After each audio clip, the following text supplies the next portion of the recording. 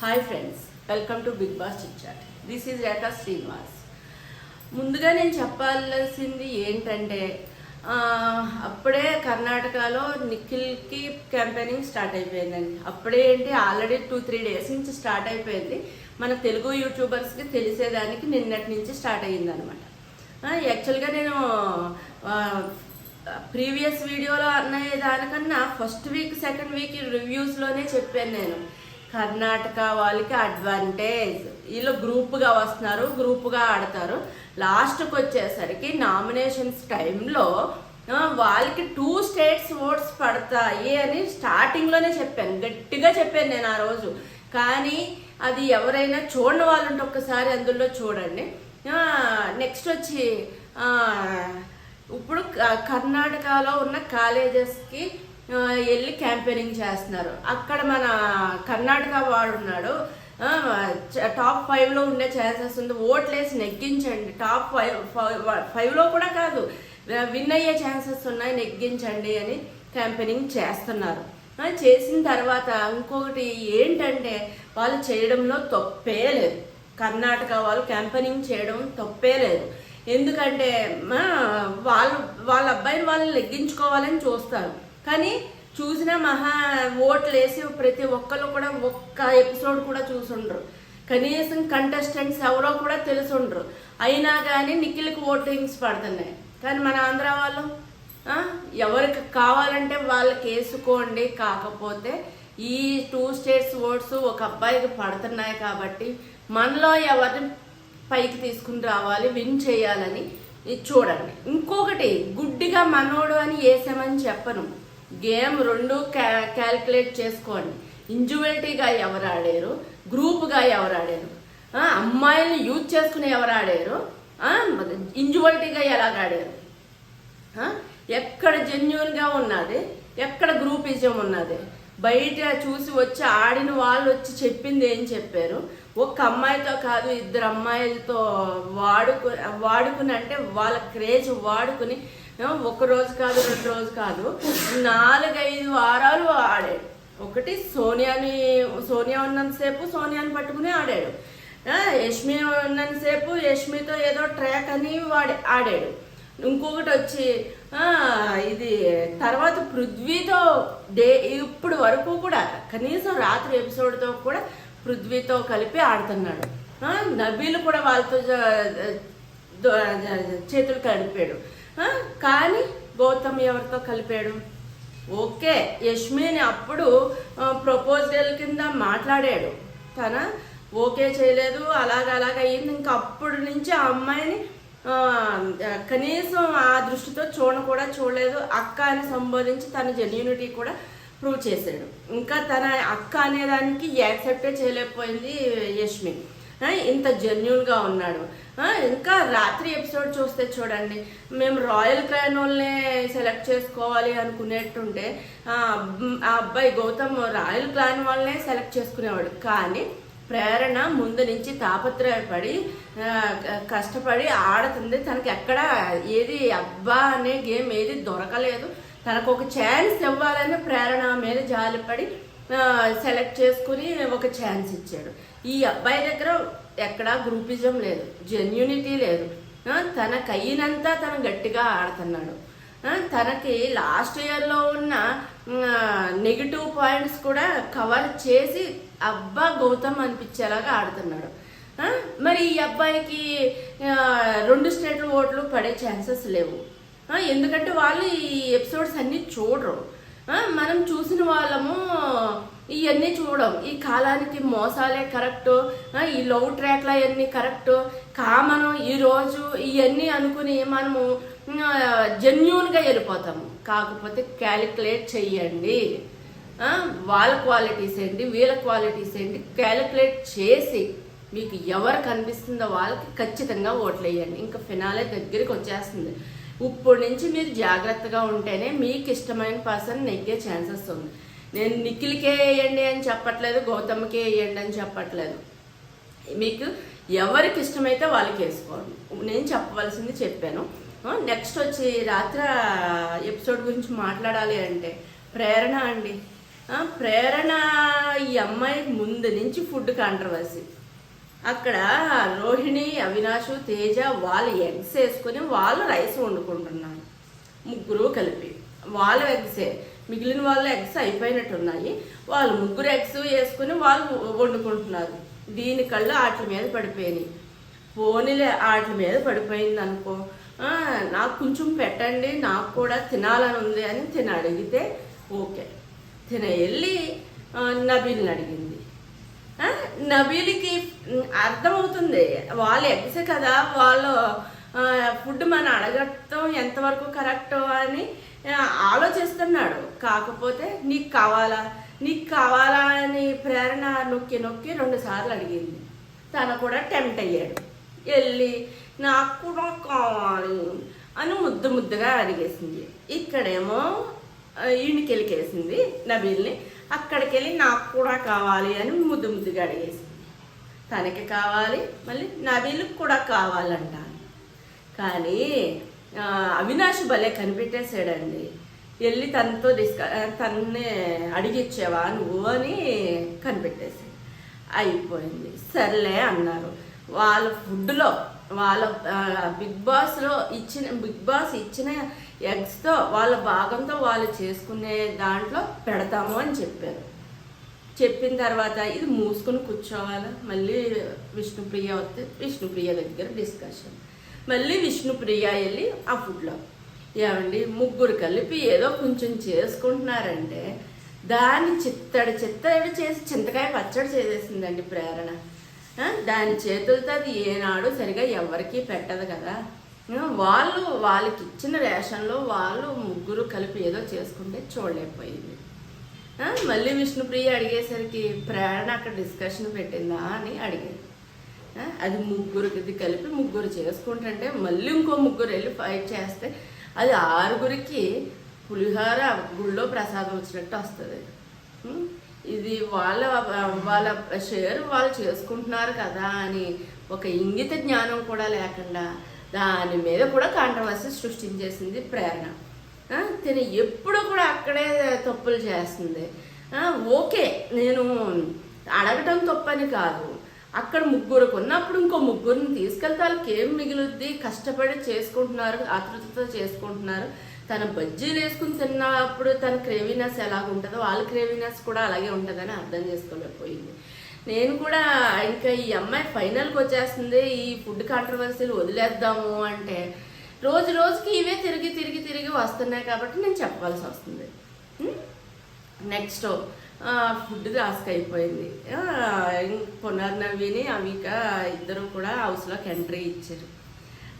రావడం రోహిణికి full happy అయిపోయింది. అంటే తన సీజన్లో ఉన్నవాళ్లే కదా, వాళ్ళ ఫ్రెండ్సే కాబట్టి ఫుల్ హ్యాపీ అయిపోయింది. కాకపోతే ఎక్కడ రోహిణికి ఏమీ ఫేవర్ చేయలేదు. ఆ ప్లేస్లో రోహిణి కూడా లేదు. వచ్చారు, చాలా సంతోషంగా ఉంది. చాలా రోజుల తర్వాత వాళ్ళిద్దరిని చూసి కలర్ఫుల్ డ్రెస్సులతో రావటం, కొంచెం హడావిడి చేయటం బాగుంది. నెక్స్ట్ ఏదో పిన్నీసులు టాస్క్, అప్పట్లో ఆ సీజన్లో ఏదో గొడవ అయింది కదా పిన్నీసుల గురించి, అది ఒకసారి గుర్తొచ్చింది వాళ్ళు చేసిన టాస్క్ని బట్టి. నెక్స్ట్ ఇంకోటి వచ్చేసరికి ట్రూ అండ్ డేర్ అని టాస్క్ ఇచ్చాడు బిగ్ బాస్. అందులో ఎవరికి ఇచ్చేది వాళ్ళకి ఇచ్చేసారు డైలాగ్. అంటే బిగ్ బాస్ ప్రిపేర్ చేసి పంపుంటారు, ఈ క్వశ్చన్స్ వీళ్ళని అడగండి అని. కొంచెం అందరికీ గొంతులో రాయి పడినట్టు అయ్యింది. నిఖిల్కి కానీ, పృథ్వీకి, విష్ణుప్రియకి, తేజకి కొంచెం గొంతులో రాయి పడినట్టు అయ్యింది. ఆ రకంగా ట్రూ అండ్ డేర్ అయిపోయింది. ఇంకొకసారి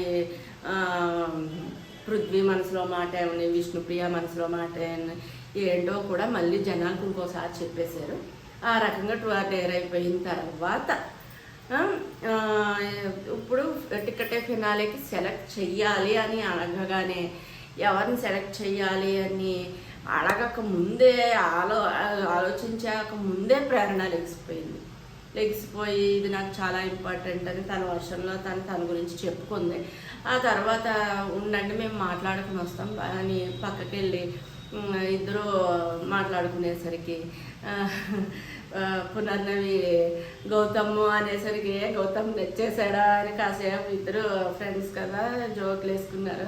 కాకపోతే పునర్నవి అప్పుడేమో రాహుల్ సిప్లిగంజిని పట్టుకున్నావు, ఇప్పుడు గౌతమ్ని అంటే ఏంటే బాబు రాహుల్తో నీకు వర్కౌట్ అవ్వలేదా ఏంటి, మళ్ళీ గౌతమ్ మీద వచ్చావు అనిపించింది ఒక నిమిషం. మీకేమనిపించిందో కామెంట్ రూపంలో చెప్పండి. నెక్స్ట్ వచ్చి నిఖిల్ ఇప్పుడు వరకు ఆడలేదు అని తనాలేసి చెప్పుకున్నాడు కదా, అందుకని అది కరెక్టే అని నిఖిల్ని. యాక్చువల్గా నిఖిల్ విన్నర్ అయ్యే ఛాన్సెస్ ఉన్నాయి, తనకు ఒక ఛాన్స్ కూడా రాలేదు కాబట్టి మీరు తన సెలెక్ట్ చేయాల్సిందే అని బిగ్ బాస్ చెప్పే పంపిస్తారు 100%. కాబట్టి నిఖిల్ ప్లస్ గౌతమ్కి కూడా గౌతమ్ని కూడా సెలెక్ట్ చేయండి అని చెప్పచ్చు. అంటే విన్నర్ రేస్లో వీళ్ళిద్దరే ఉన్నారు ఫస్ట్ ప్లేస్లో కాబట్టి వీళ్ళిద్దరిని చెప్పుండొచ్చు. ఆ రకంగా వీళ్ళిద్దరిని సెలెక్ట్ చేస్తే వీళ్ళిద్దరూ వెళ్ళి ఇంకో ఇద్దరిని సెలెక్ట్ చేయాలి అంటే నిఖిల్ ఏమో పృథ్వీని సెలెక్ట్ చేశాడు. అంతే కదా, తన ముందు నుంచి అంటున్నాడు ఏదైనా సరే నాకు తప్పితే పృథ్వీకి ఎవరో ఒక్కళ్ళకే అంతే ఏదైనా సరే అని ముందు నుంచి నిఖిల్ చెప్తున్నాడు కదా. ఆ రకంగా పృథ్వీని సెలెక్ట్ చేశాడు. తర్వాత వచ్చి గౌతమ్ జెన్యూన్గా చాలా బాగా మాట్లాడి ప్రేరణను సెలెక్ట్ చేశాడు. తిన గ్రూపిజం చెయ్యాలి అనుకుంటే రాయల్ క్లాన్ నుంచి ఇంకా కంటెండర్ అవన్ తేజ ఉన్నాడు కాబట్టి తేజని సెలెక్ట్ చేయొచ్చు. కాకపోతే జెన్యూన్గా కష్టపడి ముందు నుంచి ప్రయత్నం చేస్తుంది కానీ ఎక్కడా బ్రేక్ దొరకలేదు ఈ అమ్మాయికి ఇంకో ఛాన్స్ ఇవ్వాలి అనుకుని జెన్యూన్గా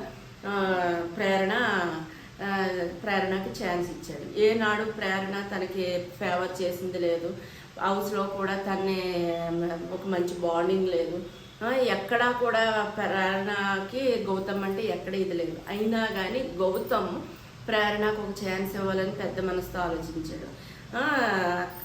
తేజకి ఛాన్సెస్ వచ్చినాయి, ఆడే ఛాన్సెస్, ప్రేరణకి చాలా తక్కువ వచ్చినాయి కాబట్టి ప్రేరణకి ఇస్తే బాగుంటుంది అనుకున్నాడు. ప్రేరణని సెలెక్ట్ చేశాడు. వచ్చి వాళ్ళ నిర్ణయాలు చెప్పేసరికి తేజకి ఒక రకమైన బాధ వచ్చింది. మేము బాధపడితే సింపతి గేమ్ అంటారు చూడండి, ఇలాంటి నిర్ణయాలు ఇలా జరుగుతున్నప్పుడు మాకు బాధ అనిపిస్తుందని ఇంకొకసారి ఎత్తి చెప్పాడు. అంటే చాలా తెలివైనడు. పాత గుర్తు చేయడానికి ప్రేక్షకులకి ఒక మాట వేసేయాలనుకున్నాడు, వేసేసాడు. తను ఏ మాట మాట్లాడినా ప్రేక్షకులకి మైండ్కి వెళ్ళేలాగా మాట్లాడతాడు. అదే బిగ్ బాస్ గేమ్ అనుకోండి. ఆ రకంగా ఇంకొకసారి తన గొంతెత్తి మాట్లాడాడు తేజ. కరెక్టే అనిపించింది, తన కళ్ళల్లో నీళ్ళు కూడా కనిపించినాయి. ఆ రకంగా ఈ నలుగురు సెలెక్ట్ అయ్యారండి.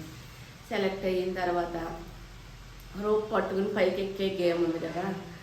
ఓకే, అందరూ కష్టపడి పడి లేసి ఆడుతున్నారు.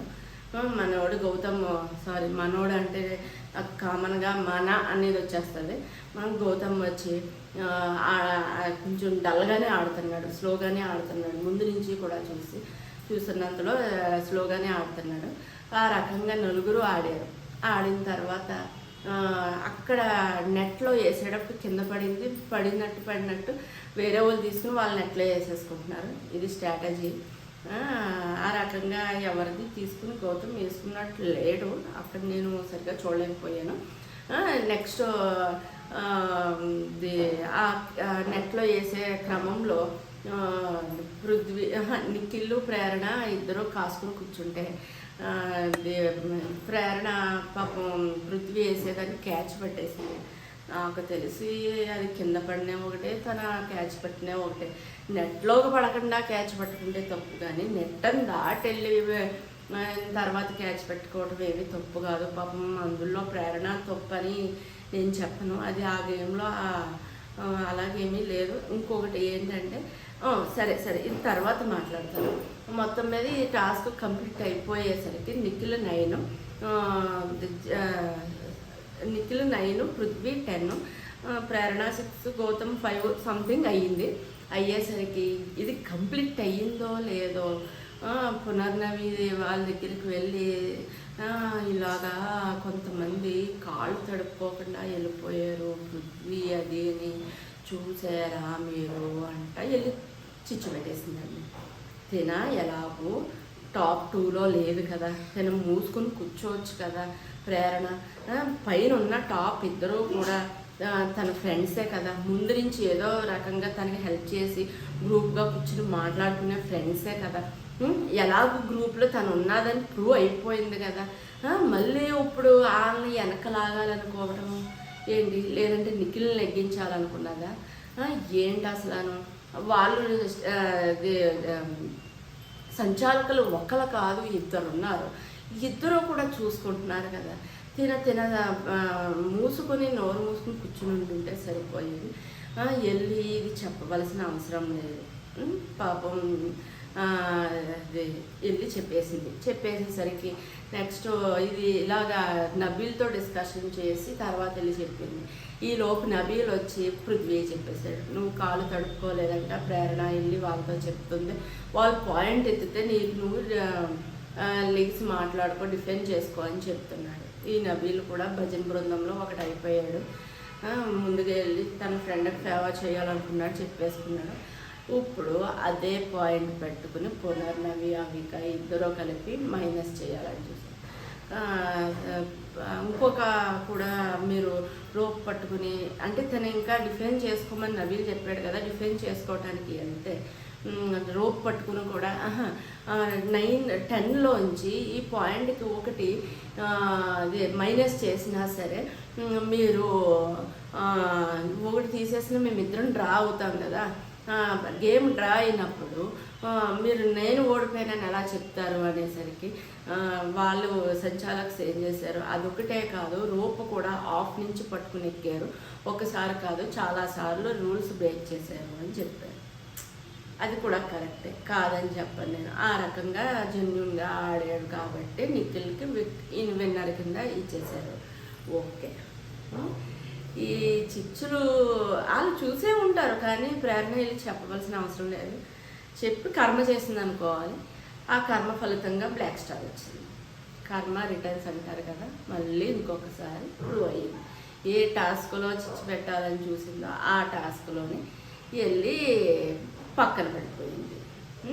అతి ఉత్సాహం అదే కారణం అన్నమాట. పక్కన పడిపోయింది.